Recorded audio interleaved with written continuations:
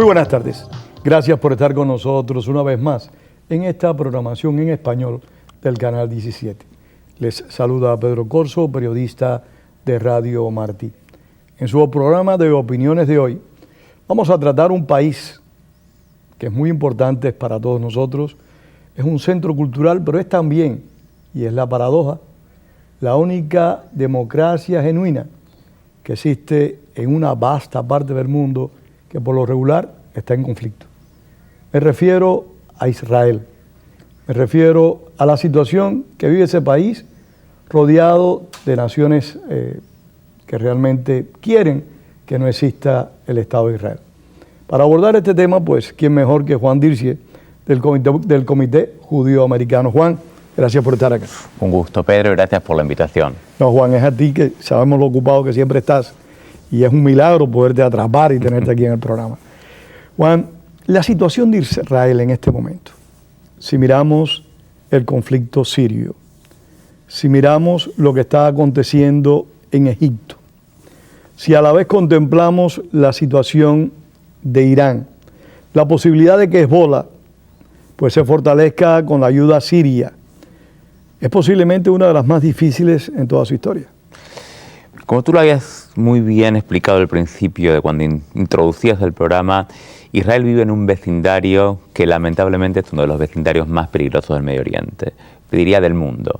Un vecindario donde no hay democracia, donde no hay libertad, donde no hay respeto a las minorías, donde no hay vigencia de derechos humanos, donde las mujeres son maltratadas a placer y a decisión de sus maridos, donde quien practique una religión que sea distinta de la religión de la mayoría ve sus derechos limitados.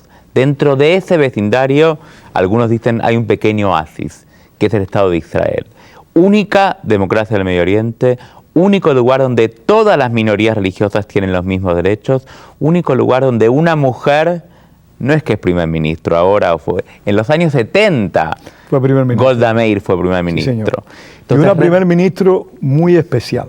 Muy especial, pero que hay que reconocer el valor y la trascendencia histórica de esa mujer, no solo para Israel, para la proyección de la mujer a nivel internacional. Absolutamente, y creo que marcó también un antes y un después en la política internacional. No es casualidad que las mujeres en Israel tienen hoy el mismo nivel de educación o el mismo nivel de influencia política que los hombres. Unos países donde tú ves una sociedad absolutamente igualitaria en la concepción de hombres y mujeres. Algo que, si para nosotros en Estados Unidos o en Europa todavía es llamativo, volvamos a ese vecindario que describíamos anteriormente. Es absolutamente distinto y rompe con los parámetros de ese vecindario. Yo tengo un amigo que hace una comparación, digamos, contradictoria.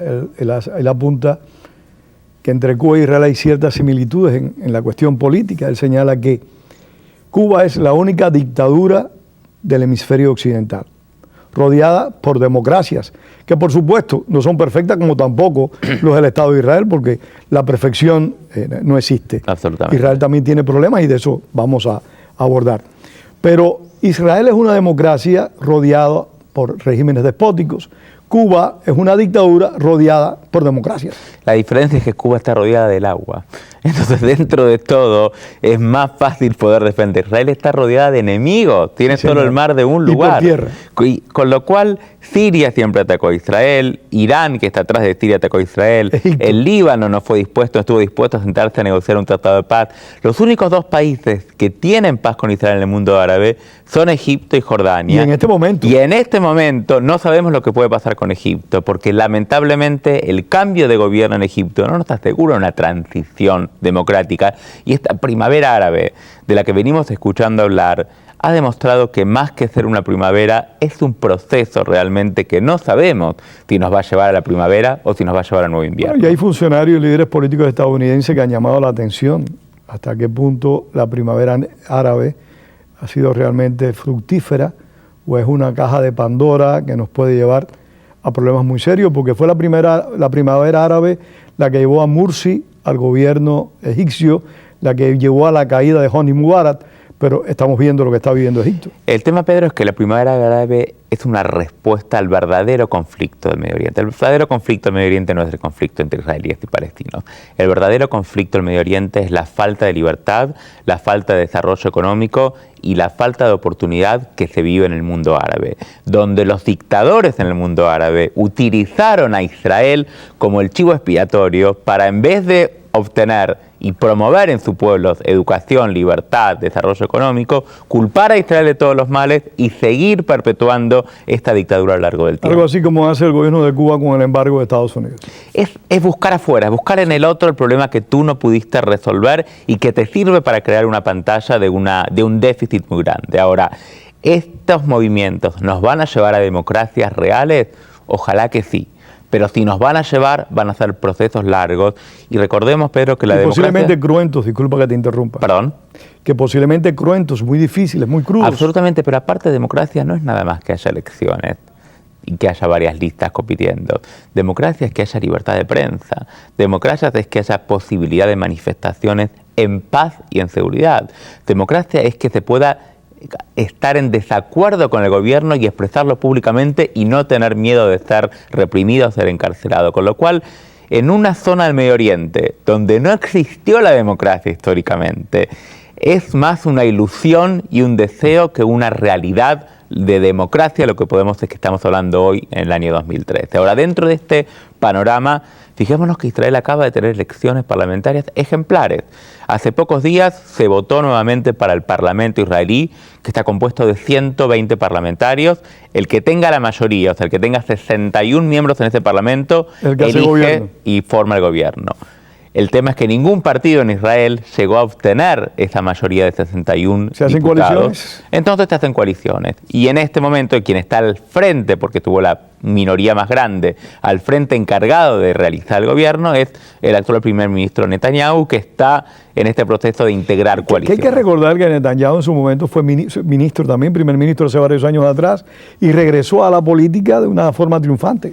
Y aparte lo interesante de Netanyahu es que Netanyahu representaba un sector de la derecha israelí que tenía muchas dudas sobre la negociación con los palestinos en establecer o no un Estado independiente. Y sin embargo, hace unos años Netanyahu hizo un discurso histórico en la Universidad de Bar Ilan, una de las universidades más grandes de Israel, donde él dijo públicamente que él se comprometía a avanzar en la solución al problema israelí-palestino con la creación de un Estado palestino viviendo al lado del Estado de Israel. Pero tú sabes que ese es un punto que tú has tocado que a mí me llama fuertemente la atención, y es la capacidad de evolucionar de los políticos israelíes. Si no me equivoco, y puedo confundirme con los nombres, el que fue primer ministro que está enfermo, que está Ariel Sharon. Ariel Sharon, en su momento también era contrario a cualquier arreglo. Absolutamente. Sharon era considerado un hombre duro de la derecha. Un halcón. Lo que pasa es que... Pero perdóname, también el que asesinaron, Yitzhak Rabin. Yitzhak Rabin también fue un hombre que era totalmente contrario en su momento a ciertas soluciones. Eran justamente personalidades duras, personalidades, te podría decir de alguna manera, que veían con ciertas dudas el problema del sistema de paz, pero pragmáticos. Entendieron que hay que dar una solución, que hay que terminar con esta situación. Una población y un país no puede vivir en estado de guerra permanentemente. Puede vivir durante unos años, pero en un momento tienes que regularizar y normalizar. Porque el país se agota. El país se agota, la gente no puede vivir, es un estrés. Imagínate todos los hombres que tienen que ir hasta más de los 45 años, tienen que ir al ejército de 1 a 2 meses por año.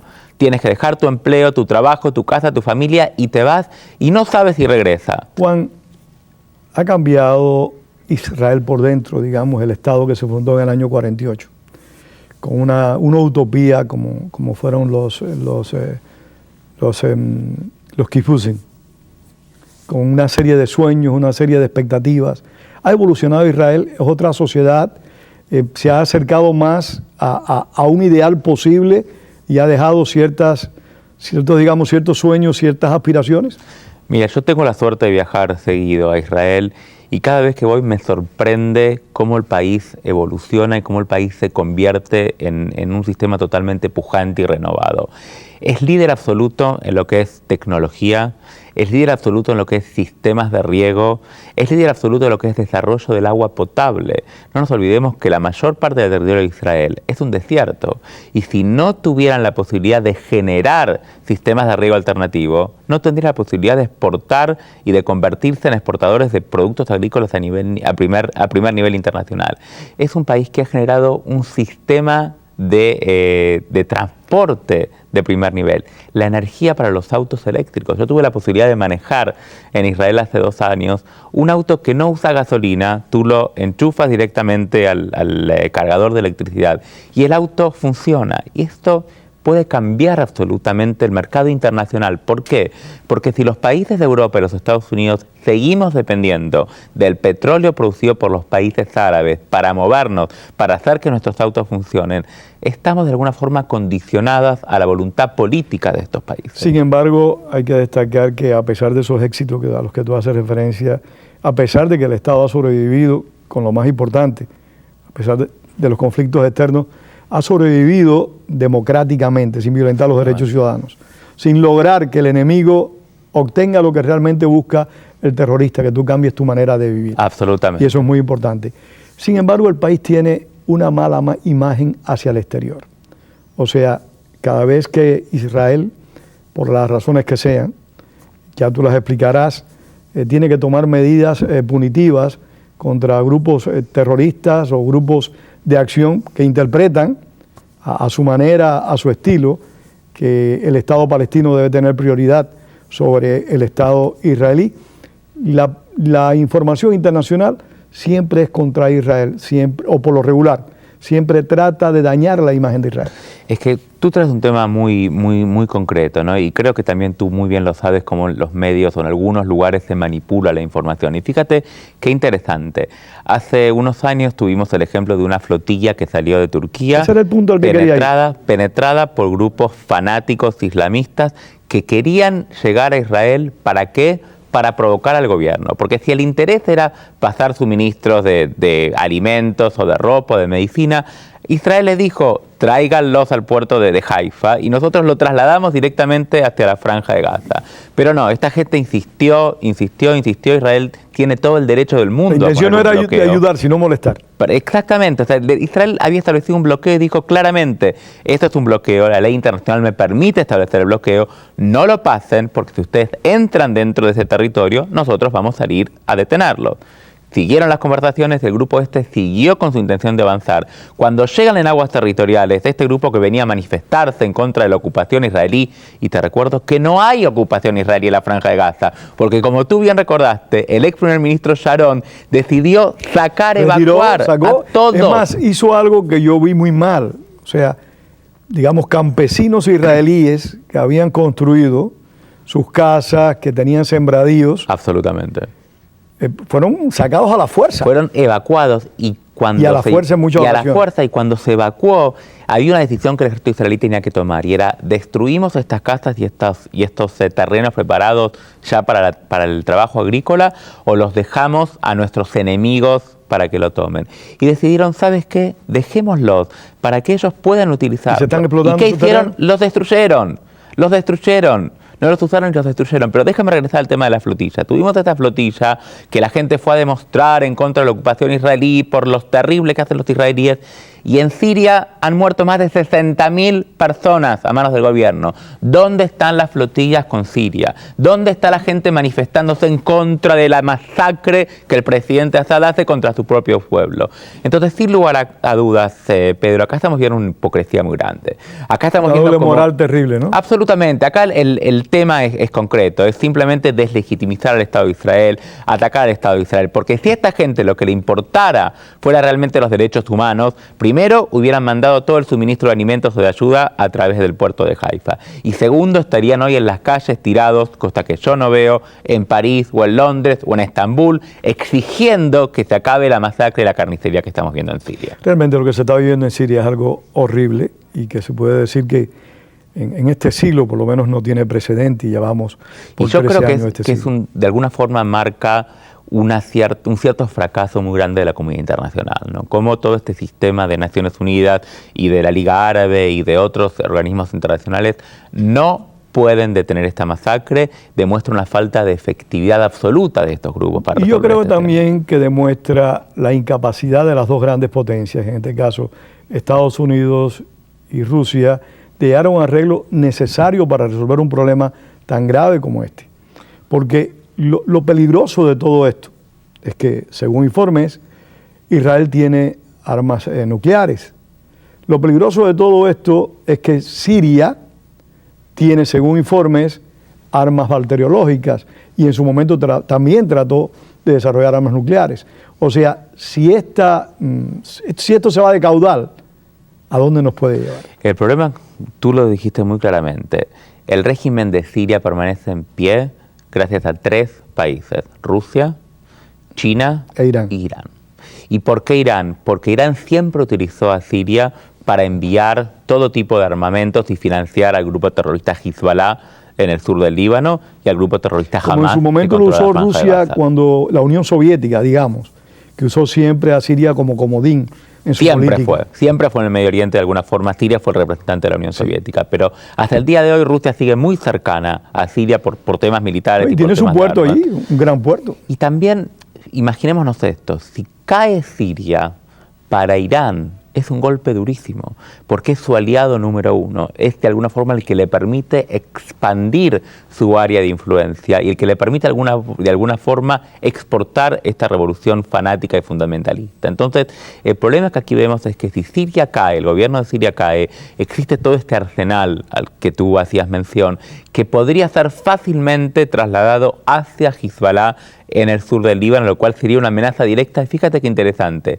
a los 2 grupos religiosos minoritarios en el Medio Oriente, los judíos en el sur del Estado de Israel y los cristianos en el Líbano. Y no es por casualidad que Hezbollah está localizada en el medio, con la posibilidad de apuntar para los 2 lugares, al norte hacia los cristianos y al sur hacia los judíos. Y por eso Israel, la semana pasada, en una acción muy detallada y muy precisa del ejército israelí, decidió bombardear un cargamento de armas que estaba siendo trasladado desde Siria hacia Hezbollah. Se apunta que eran armas químicas las que estaba trasladando. Eso es lo que se dice, o sea, no hay, digamos, oficialmente confirmación, pero sin lugar a dudas Israel dijo, si yo veo que aquí se está trasladando armamento para ser de alguna forma utilizado por Hezbollah, no nos vamos a quedar con los brazos cruzados. En cierta medida, Juan, el histórico conflicto palestino-israelí está siendo superado por la situación que está enfrentando Siria y por las consecuencias que puedan devenir si la dictadura siria pues aprieta aún más o si la dictadura siria cae y ese vacío lo agrupan o lo asumen grupos más extremistas. El problema es que ni a Siria, ni a Irán, ni a Egipto, ni a Arabia Saudita le importó nunca el problema palestino. No, jamás, eso sí lo estamos único de acuerdo. Que importa es... Lo manipularon siempre. Exactamente, y eso es lo que lamentablemente el liderazgo palestino no termina de entender. Hay que recordar también que un sirio, el padre de Assad actual, mató en el Septiembre Negro a miles de palestinos. Absolutamente, y los expulsó, y de allí fue como llegaron al Líbano, o sea, ahí se creó una gran cantidad de inmigración palestina que destruyeron el sur del Líbano, absolutamente de acuerdo. Entonces, el liderazgo palestino lo que tiene que entender es que nadie va a resolver el problema con ellos. La única opción que tienen es sentarse a negociar. No existen las declaraciones de Naciones Unidas o pedirle que Naciones Unidas lo acepte como un Estado, menos obviamente seguir luchando al exterminio, tratar de exterminar el Estado de Israel como Hamas. La única solución es sentarse a negociar. Y el gobierno de Israel lo dijo en reiteradas oportunidades, ofreciendo hasta el 98% del reintegro de todos los territorios. Y sin embargo, la respuesta palestina fue no queremos acordar. ¿En qué medida afecta a Israel el hecho de que la autoridad palestina, que no tiene un territorio como tal, constituido, digamos así, sea reconocida por Naciones Unidas? El problema es que sea reconocida. ¿Es un problema político, es un problema moral? ¿Por qué? Porque tú estás de alguna forma reconociendo algo que no existe. La única solución, si lo que el liderazgo palestino quiere es resolver el conflicto, hay una sola forma de solucionarlo, Pedro. Si tú tengo un problema contigo y lo queremos resolver, lo que tenemos que hacer es sentarnos, hablar de cuáles son las diferencias y promover y proponer soluciones posibles. Si tú vas a gritar por el mundo y con un cartel diciendo yo quiero mi Estado, pero no estás dispuesto a sentarte conmigo y a reconocerme a mí también mi derecho a tener mi Estado, entonces nunca lo vamos a solucionar. Y te reitero, gobiernos de Israel han ofrecido el 98% de los territorios que reclaman los palestinos. Y siempre hubo alguna excusa del parte primero de Yasser Arafat y ahora de Mahmoud Abbas para terminar de concretar un acuerdo. Y te voy a decir más, Pedro, el pueblo israelí quiere resolver este conflicto. Más del 65%, bueno, el sentido común demanda resolver el conflicto. Más del 65% de toda la población israelí decidió que quiere resolver y que está dispuesta a hacer las concesiones que los que haga gastos, falta. la atención a la que tú hacías referencia, que los hombres tienen que estar todos los años un periodo de tiempo prestando servicios. Los muchachos a los 18 años tienen que estar 3 años, los varones 3 años, las mujeres 2 años. Es un país que vive en una situación de anormalidad y sin embargo que ha florecido culturalmente, políticamente, democráticamente, tecnológicamente, como ningún otro país en el Medio Oriente. Me obligas a una pregunta que siempre le he pensado y primera vez que la voy a hacer. ¿En qué medida la experiencia del genocidio hizo cambiar a los israelíes? Si es que cambiaron. Mira, yo creo que el tema del Holocausto es fundamental para entender a la sociedad israelí. El tema del Holocausto corta a la sociedad israelí de todo punto de vista. Si uno va al Museo del Holocausto en Jerusalén... Estuve una vez hace muchos años y ahora hay un museo nuevo, está absolutamente renovado, ¿no? Un edificio nuevo.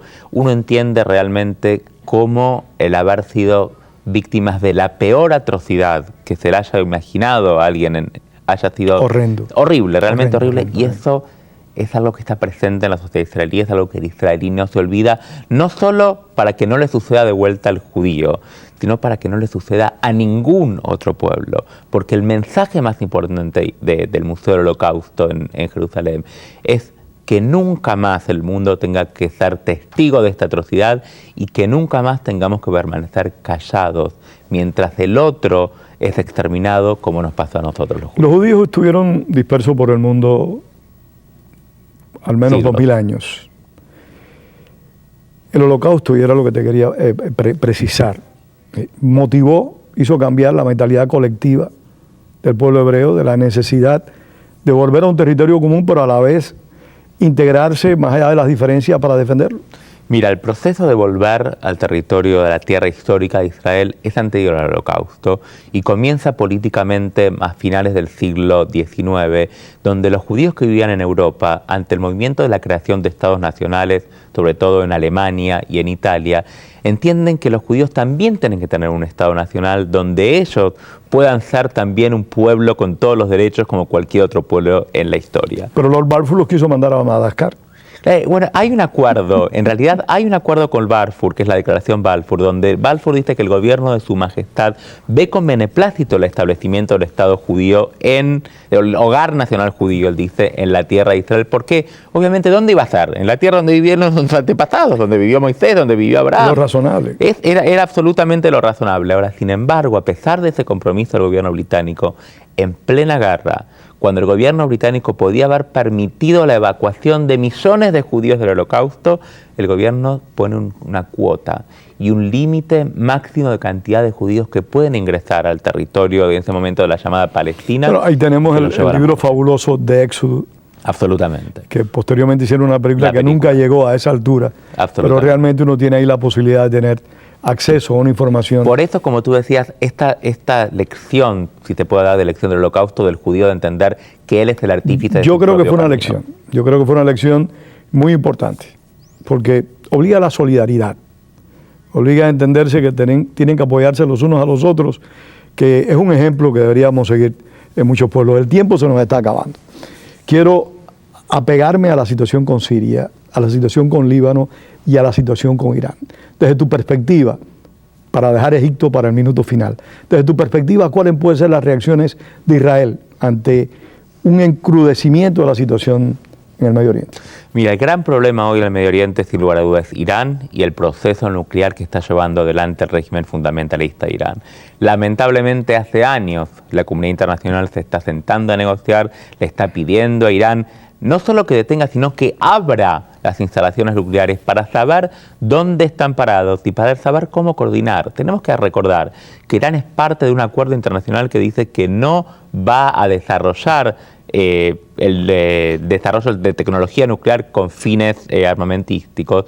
Y lo que dice Irán es, no, nosotros lo estamos haciendo con fines pacíficos. Entonces la Comisión Internacional de Energía Atómica dice, pero si lo están haciendo con fines pacíficos, déjeme ver qué es lo que estamos haciendo, y si lo que necesitan es algún tipo de uranio enriquecido, está ganando tiempo Irán. Exactamente, podamos trasladárselo. Sin embargo, Irán se niega sistemáticamente a realizarlo. Hay muchas sanciones que han sido instaladas tanto por Estados Unidos como Europa. Pero aparentemente no surten efecto. Sanciones que tienen efecto económicamente, tienen efecto, pero no es un efecto inmediato, y todavía el régimen iraní entiende que el costo político que tiene que pagar por el proceso nuclear es más bajo que el costo económico de las sanciones. Entonces siguen avanzando con el programa nuclear. La pregunta es cómo hacer realmente para que Irán entienda que esto no es un juego. Pero tú lo que dijiste hace un momento de la incapacidad de las organizaciones internacionales y de las grandes potencias para resolver los problemas, se aprecia con Irán, pero también se aprecia con Corea del Norte.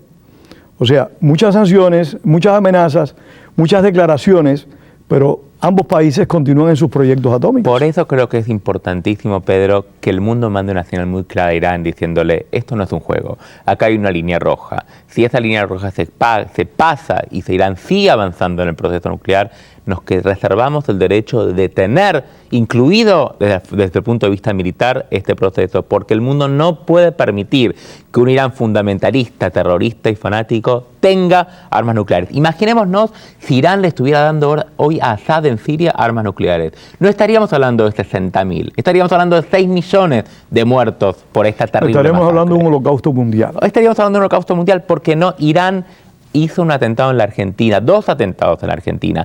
La justicia de Bulgaria acaba de nombrar esta semana que Irán es el responsable del atentado realizado el 18 de julio en Bulgaria. Entonces, si es un país que ya demostró abiertamente que es un Estado asesino y terrorista, ¿vamos a dejar que tengan armas nucleares? Sí, es una pregunta para la que uno no tiene respuesta. Muchas personas confían que Israel asuma el rol de la línea roja cuando esta gente lo pasa. Israel lo dijo muy claramente. Sí. El primer ministro Netanyahu dijo, si nosotros tenemos que reaccionar y tomar una posición, aquí lo vamos a tomar. Israel no puede jugar con este tema. Cualquier Estado en el mundo, lo mínimo que tiene que hacer es garantizar la seguridad física de sus habitantes. Un minuto, Mursi, Egipto. No sabemos qué es lo que va a pasar en Egipto. Lamentablemente, en las últimas semanas han aparecido públicamente algunos discursos realizados por Mursi donde hablaba muy despectivamente de Israel y de los judíos, algo que ha hecho y ha generado muchas dudas en la comunidad internacional si realmente representa una cuestión moderada o un sector moderado dentro de la hermandad musulmana. No nos olvidemos que la hermandad musulmana es claramente un movimiento que pretende la instauración de la ley islámica en todo el Medio Oriente. Jamás es parte de este movimiento de la hermandad musulmana. Y que también es un movimiento internacional. Es un movimiento internacional que busca propagar esto en distintas partes del mundo, con lo cual muchos cuestionamientos y esperemos, Pedro, por el bien de todo el Medio Oriente, que Egipto siga manteniendo el tratado de paz con Israel firmado en la década del 70. Es muy importante porque Egipto es sin duda alguna la nación clave del mundo árabe. Hasta este momento, aunque haya cambiado el gobierno, sigue siendo un país muy relevante y la conducta que asuma Egipto en relación a Israel, creo yo que va a mover a otras naciones árabes a lo Pero mismo. fíjate también qué interesante, Egipto recibe al año 1.5 billones de dólares de Estados Unidos. Por eso también es fundamental el papel que toma Egipto. Se nos acabó el tiempo. Muchísimas gracias a ustedes por haber estado con nosotros. Gracias, Juan Dirce. Muchísimas gracias, Juan. Un placer haber estado contigo. Hasta aquí, opiniones. El próximo domingo los esperamos. Les saluda Pedro Corso. Buenas noches.